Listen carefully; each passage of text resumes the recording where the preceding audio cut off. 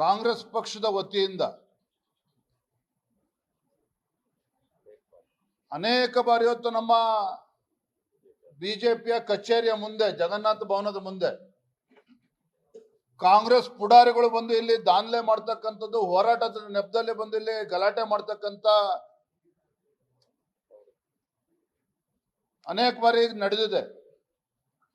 ನಾನು ಪಕ್ಷದ ಅಧ್ಯಕ್ಷ ಇರ್ತಕ್ಕಂಥ DK ಶಿವಕುಮಾರ್ ಅವರಿಗೆ ಈ ಮೂಲಕ ಹೇಳೋದಕ್ಕೆ ಇಷ್ಟಪಡ್ತೇನೆ, ನಮ್ಮ ಪಕ್ಷದ ಕಾರ್ಯಕರ್ತರು ಕೂಡ ಶಕ್ತಿ ಇದೆ. ನಿಮ್ಮ ಪೊಲೀಸ್ ವ್ಯವಸ್ಥೆನ ಧಿಕ್ಕರಿಸಿ ಕಾಂಗ್ರೆಸ್ ಕಚೇರಿ ಮುಂದೆ ಹೋರಾಟ ಮಾಡ್ತಕ್ಕಂಥ ಶಕ್ತಿ ನಮ್ಮ ಕಾರ್ಯಕರ್ತರಿಗೂ ಇದೆ.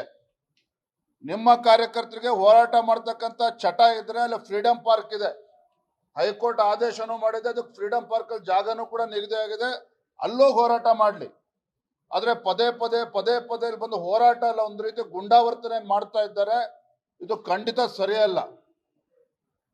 ಪಕ್ಷದ ಕಡೆಯಿಂದನೂ ಕೂಡ ಪೊಲೀಸ್ ಕಮಿಷನರ್ನ ಭೇಟಿ ಮಾಡಿ ಇದು ಸರಿಯಲ್ಲ, ಇದು ನಿಲ್ಲಿಸಬೇಕು ಅಂತ ನಾವು ಮನವಿಯನ್ನು ಕೂಡ ನಾವು ಮಾಡಿದ್ದೇವೆ ಈಗಾಗಲೇ.